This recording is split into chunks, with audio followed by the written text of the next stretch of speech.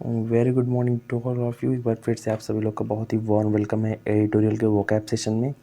आज फिर से हम डिस्कस करने जा रहे हैं द हिंदू, इंडियन एक्सप्रेस और टाइम्स ऑफ इंडिया में जितने भी हमारे इंपॉर्टेंट वोकैब आए हुए हैं उन सब के बारे में। ठीक है, चलिए यहाँ पे हम लोग सीखते हैं 10 मिनट 10 वोकैब्स के बारे में।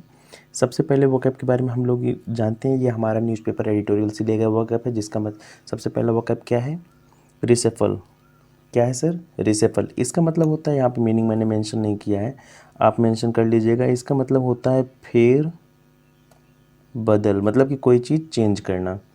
फेर बदल, कोई चीज़ चेंज करना। इसके सिनोनिम्स में क्या हो जाएगा? रीऑर्गेनाइज कह सकते हैं, रीस्ट्रक्चर कह सकते हैं, फिर चेंज कह सकते हैं।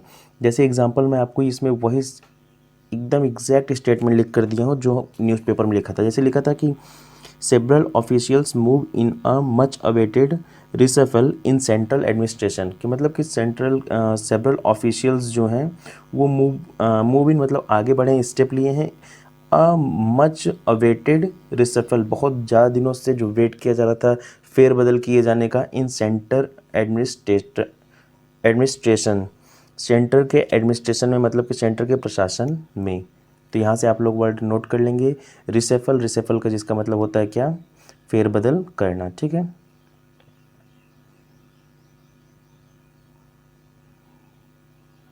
अगला वर्ड हमारा क्या है? अगला वर्ड है हमारा एमनिस्टी।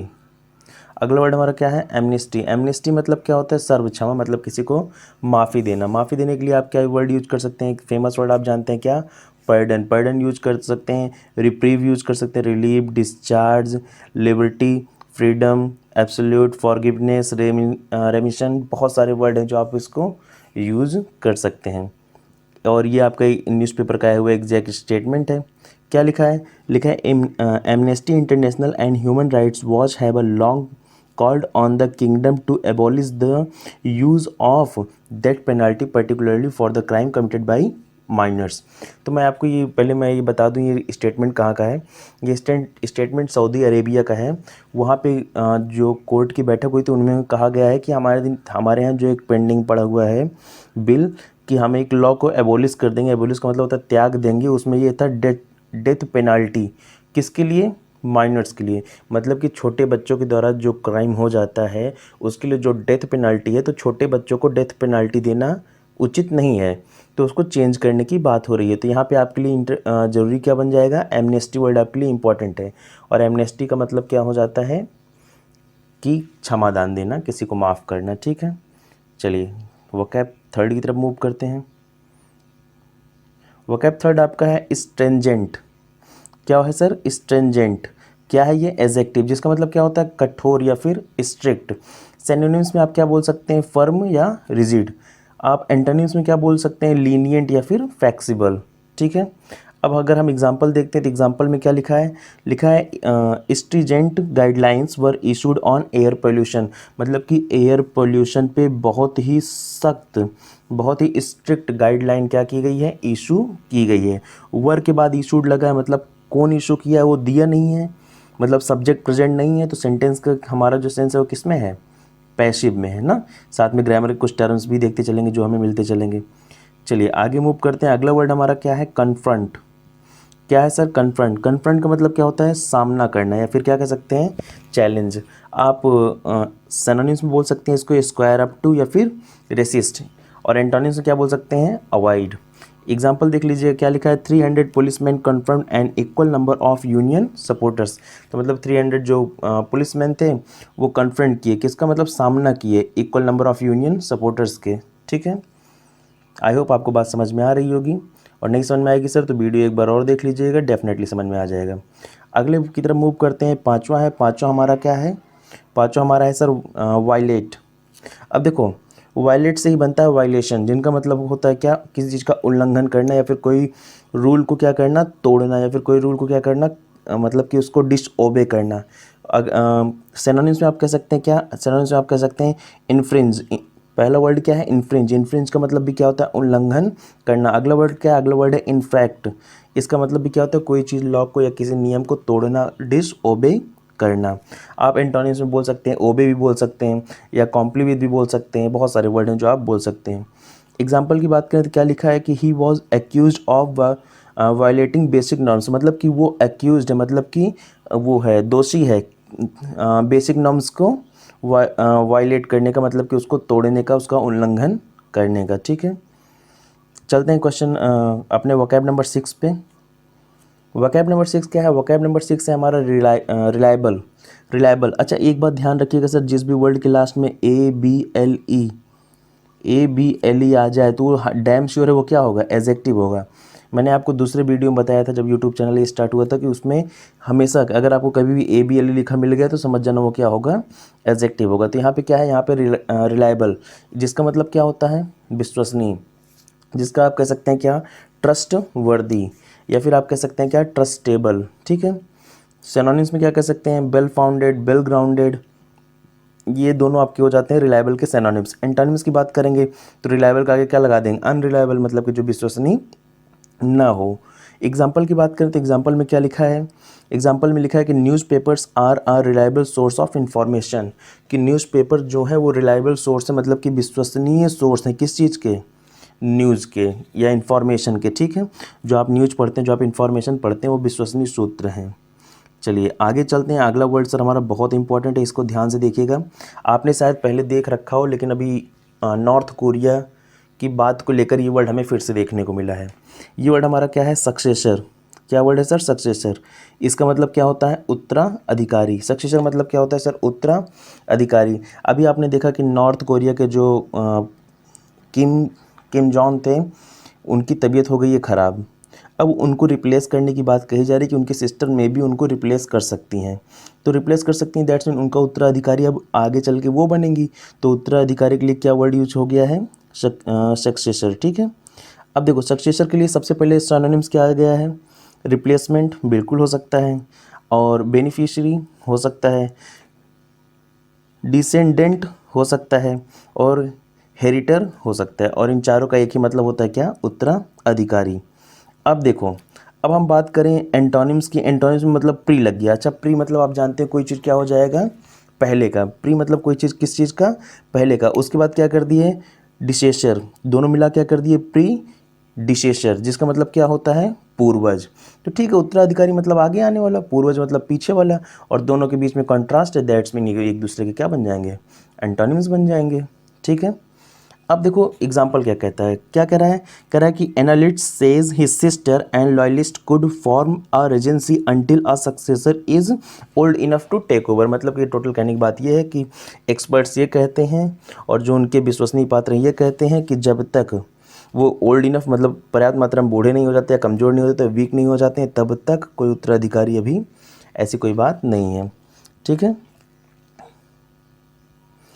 अब चलते हैं वोकैब नंबर 8 पर। 8 हमारा क्या है? रेमोस। अच्छा, अभी आपके मन में एक चीज़ आई होगी कि ये ऐसी बात तो इसमें कहीं नहीं गई, तो एक छोटा सेंटेंस है कि उत्तराधिकारी वाली भी कोई बात नहीं है। सर वो एक बड़ा सा एडिटोरियल का पार्ट था जिससे मैंने ये एक सेंटेंस निकाला है ना। आप पूरा एडिटोरियल पढ़ेंगे तो आपको समझ में आ जाएगा। चलिए 8 नंबर की तरफ बढ़ते हैं। 8 नंबर देखते हैं।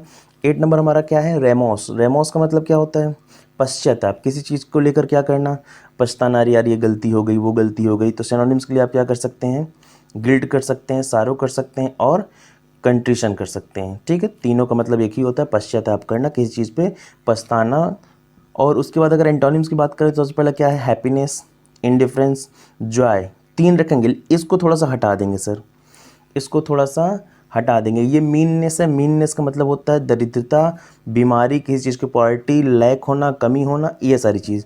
तो ये थोड़ा मिस्टेक से इसमें आ गया है, इसको इससे आप हटा दीजिएगा। ठीक है, इसको आप अगर नोट करते हैं कॉपी में तो इसको मत नोट करिएगा। चलिए सेंटेंस देखते हैं। एग्जाम्पल क्या कर रहा है? कह रहा है कि they were fielded with remorse and shame. ठीक है, अब देखो 8 वोकैब हो गया आपका, 8 वोकैब हो गया। अब नीचे के जो 2 क्वेश्चन मिलेंगे 9 एंड 10, नीचे के जो 2 क्वेश्चन मिलेंगे 9 एंड 10, वो आपके होंगे इडियम्स एंड फ्रेजेस। और वो भी कौन से? जो न्यूज़पेपर में आते हैं, ऐसे वैसे नहीं, वो भी कौन से? एग्जैक्ट जो न्यूज़पेपर में आते हैं। ठीक है, चलिए 9 नंबर का सबसे पहला फ्रेज हम लोग देखते हैं। सबसे पहला फ्रेज क्या लिखा है? The new kid on the block. The new kid on the block.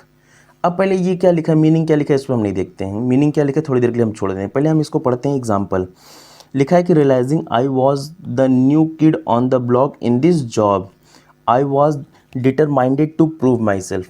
कुछ समझ में आ रहा है? लिखा है कि I was a new kid, मैं एक नया बच्चा था, ऑन दिस ब्लॉक, इस ब्लॉक मतलब कि कह सकते हैं प्लेस पर, इन दिस जॉब, इस जॉब में। आई वॉज डिटरमाइंडेड, मैं बहुत ज़्यादा डिटरमाइंड था, बहुत ज़्यादा पैशनेट था, डायमिनिक था, टू प्रूव माई सेल्फ, अपने आप को क्या करने के लिए, प्रूव करने के लिए। तो समझ में आया?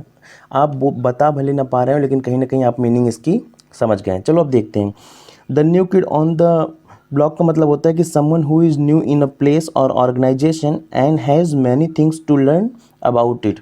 मतलब कि ऐसा कोई व्यक्ति, मतलब कोई व्यक्ति जो किसी स्थान या संगठन में नया हो और उसके पास सीखने के लिए कोई कोई नई चीज़ हो या बहुत सारी चीज़। जैसे जब आप सेलेक्ट हो जाएंगे, जब आपका जॉब लगेगा, तो स्टार्टिंग में आपको जॉब बहुत ही इंटरेस्टिंग लगेगी। क्यों? क्योंकि एक तो नया प्लेटफॉर्म रहेगा, ऊपर से आप वो चीज़ सीखोगे जो आपने सोचा भी नहीं था। क्यों? जैसे आपका बैंकिंग हो गया तो बैंकिंग से रिलेटेड चीज़ें आपको पढ़ाई जाएंगी। आपका एसएससी में हो गया तो एसएससी में जिस डिपार्टमेंट में होगा, इनकम टैक्स में तो इनकम टैक्स में, नारकोटिक्स में तो नारकोटिक्स की चीज़ें पढ़ाई जाएंगी। तो वो जनरली लोग नहीं पढ़ते ना, क्यों? उसका कोई कोर्स होता है, कोर्स उन्हीं को कराया जाता है जो उसमें सेलेक्ट होते हैं। तो अगर आपको ऐसा कोई बंदा लग रहा है, ऐसा कोई बात लग रही है, जैसे मान लो आपको कोई दोस्त है, उसका सिलेक्शन हो गया, उसका सिलेक्शन मान लो आपका बैंकिंग में हो गया, तो आप उसको कह सकते हो you are a new kid on this blog, कि भैया आप एक न्यू किड हो, एक नए, मतलब कि अभी जस्ट सेलेक्ट हुए, आपके लिए नया प्लेटफॉर्म है और आप बहुत अच्छा करोगे और बहुत नई नई चीज़ें सीखोगे। ठीक है? और मैं हमेशा कहता हूँ, फिर से कह रहा हूँ सर, ये जो फ्रेज़ और वोकैब लिखा रहा हूँ, इनको अपने डेली यूज़ में ले लीजिए, प्रॉब्लम जड़ से ख़त्म हो जाएगी वोकैब वाली। ओके, अब नेक्स्ट है 10 नंबर है आपका, गो थ्रू फायर एंड वाटर। आग और पानी से होकर जाना, ये तो मतलब समझ ही गए होंगे। इसमें जहाँ फीलिंग्स की बात आ जाएगी, भावना की बात आ जाएगी, आपको कोई पीछे कर ही नहीं सकता है, क्योंकि फीलिंग्स में, भावना में आप तो नंबर 1 है। तो go through fire and water का मतलब होता है कड़ी चुनौतियों का सामना करना। To face many challenges in order to achieving something, मतलब कुछ प्राप्त करने के लिए बहुत कड़ी मेहनत करना। अब क्या लिखा है, सेंटेंस हम लोग देखते हैं। लिखा है शी सेड, उसने कहा, she would go through fire and water for me, कि वह मेरे लिए किसी भी चुनौती को झेल सकती, किसी भी चुनौती का सामना कर सकती। वाह वाह, क्या बात है। हाँ, अब खुश मत हो जाइएगा। हाँ, लड़के खुश हो गए होंगे, ये शी लिखा है ना, काश काश ऐसा हुआ। ठीक है, तो ये आप किसी को डेडिकेट भी कर सकते हैं, किसी को, मतलब कि मैं पर्टिकुलर कहीं स्पेशल प्लेस में नहीं कह रहा हूँ, आप अपने मम्मी पापा को डेडिकेट कर सकते हैं कि dear parents, for for for our bright future I will go through fire and water. अपने उज्जवल भविष्य के लिए हम क्या करेंगे, किसी भी चुनौतियों का सामना करेंगे। समझ में आ रही है? आप किसी को बोल सकते हो। और जो वकैब आपने सीखा है, 8 वकैब सीखा है, 2 फ्रेज सीखा है, इनका जमकर यूज करिएगा। ठीक है? और सैटरडे या संडे में आपका मैं टेस्ट लूँगा। मैं फिर से बता दे रहा हूँ, सैटरडे एंड संडे में आपका टेस्ट लूँगा। टेस्ट में जितने भी हफ्ते भर की वकैब मैंने आपको पढ़ाई है, उसी में से लूँगा, बाहर से नहीं। हफ्ते भर की जितनी वकैब पढ़ाई है, उसी में से आपका टेस्ट होगा। तो टेस्ट के लिए एकदम तैयार रहिएगा। ठीक है? और इसी के साथ आज का वकैब का सेशन ये कंप्लीट होता है। और सर, इसमें अभी तक अगर आपने नहीं देखा है कि वोकैब रूट वर्ड से कैसे सीखते हैं, तो प्लेलिस्ट में जाइएगा हमारे यूट्यूब चैनल कॉन्टेस्ट कॉटेज की, वहाँ पे प्लेलिस्ट में आपको रूट वर्ड से मिल जाएगा, वो सीख लीजिएगा। अगर आपको फिल इन द ब्लैंक्स में फिलर्स में दिक्कत आती था, ये फिलर्स का सीरीज चल रहा है, नियर अबाउट 10 पार्ट्स हो चुके हैं, इसको देख लीजिएगा, प्लेलिस्ट में आपको मिल जाएगा। अगर आपको फ्रेज रिप्लेसमेंट में दिक्कत होती है या सेंटेंस इंप्रूवमेंट में दिक्कत होती है, तो आप ये पार्ट देख लेंगे, इसमें भी नियर अबाउट 9 to 10 आपके वहाँ पे रखे हुए हैं। ठीक है? 9 to 10 पार्ट्स रखे हुए हैं, इसको देख लीजिएगा। और इसका पीडीएफ चाहिए सर, ये जैसे ही हमारे यूट्यूब चैनल पर आएगा, इसका पीडीएफ हम इंग्लिश थोड़ा इजी सा अपना टेलीग्राम चैनल उस पर डाल देंगे, कॉन्टेस्ट कॉटेज पे डाल देंगे, आप दोनों जगह से डाउनलोड कर सकते हैं। आप अभी तक चैनल सब्सक्राइब नहीं किए हैं सर, सब्सक्राइब कर दीजिए। आपको सेशन पसंद आया हो तो लाइक कर दीजिए और टेलीग्राम से भी कनेक्ट हो जाइए। ठीक है sir? Always keep practicing, keep improving. Thank you so much.